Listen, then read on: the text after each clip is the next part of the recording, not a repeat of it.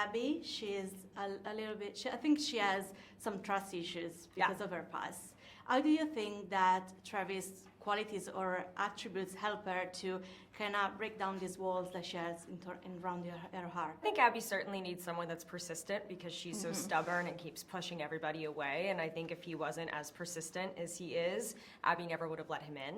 And I also think a big turning point for Abby was seeing him with his family and how much he cares for his father and his brothers. And I personally believe when you see someone with their family, it can tell you so much about that person and where their values truly lie. And I think for Abby, that was a huge one, especially because she never had that relationship with her father. So to see Travis have that relationship with his, I think really opened her eyes to that. And all of those things kind of led her to finally fall in love with him. On the other hand, when we meet Travis, he's quite rough on the outside. But while Abby is getting to know him, and also the public getting to know him, we can see that he's not all about the fighting and the bad boy attitude. There is a lot more about him. And I wanted to ask you, how do you think that his relationship with Abby inspires him to maybe show this tender side of him that usually doesn't show? Well, I think Travis is a guy who's not only used to getting his way, but I think he's also a guy who is, I don't think he feels necessarily cared for by the path he's chosen. And Abby is a very caring person. She's intelligent. I think she has all the qualities that he really wants in a person. And he's willing to wait and talk and wait and find the right time for that to emerge with her. Because I think deep down he's actually a really caring guy, and he's honest about himself on the surface. You know, he's very direct.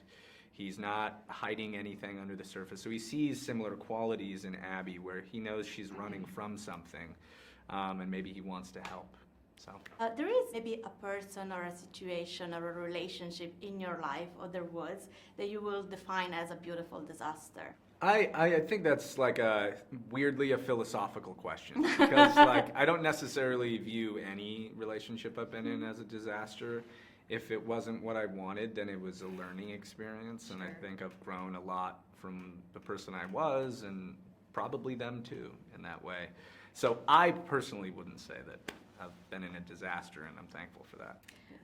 I certainly had relationships with people that maybe weren't the best, but we Let's say that. Yeah.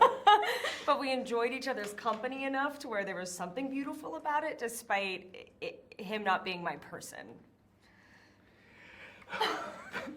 And also from anything we can learn something, so that's always beautiful. Exactly. Yes, exactly. Your characters have interesting talents in both of them in the movie. So there is the fighting and the poker. What do you think you, in your real life, would be able to pick up easier? Which skills you would be able to learn easier for you, the fighting or the poker? Well, for the film, I actually learned how to play poker, so I kind of developed that skill, and then I've done some fighting stuff in my past, like taekwondo and boxing and things like that. So I've kind of done both now, I feel like.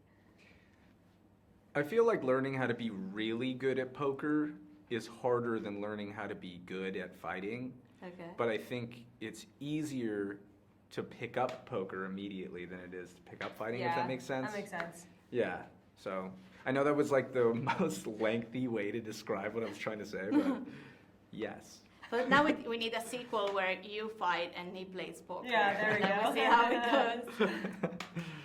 So, of course, romantic comedies like this are always really beloved by the public. Did you have some romantic comedies that you loved when you were younger and that you kind of idolized when you were younger? My favorite is When Harry Met Sally. Okay, that's a classic. It's like a classic, and I watch it so free, at least several times a year. I watch that movie. It always just makes me so happy. I love that film. Yeah, I quite like Just Friends. That's actually another movie that our director directed. So when I was watching through that, I was like, oh, and I particularly like that. I'm not really a rom-com guy myself, but I really did think it was hilarious, the interaction between the two brothers in that movie, which I felt was very true to my situation with my brother growing up. So That's interesting. Of course, it's a love story, but also there is a lot of tough and intense scenes. there was some moment that was really challenging for you to shoot in particular. I mean, the far and away the most challenging scene that we had was the Las Vegas scene, where we're kind of destroying the hotel room at the same time, and we end up in the shower together. That was difficult because that was one whole day of just one scene. It was a lot of action, a lot of a destructible environment, and then we were in the water for about 5 to 6 hours. So it was logistically the most difficult, but I think it really came out on camera great. It's a very funny scene, so you know, sometimes that's the way it goes. The hardest things often look the best. And to add to that, it was definitely the most difficult thing that we shot, but what helped it a lot and what helped all the intimate scenes so much was our intimacy coordinator that was there. So that also created a very safe environment for us to be able to shoot a scene like that and have it, even though it was difficult, it felt like as safe as possible. Okay. Thank you. It was very nice Thank talking you. to you. Thank you so for your much.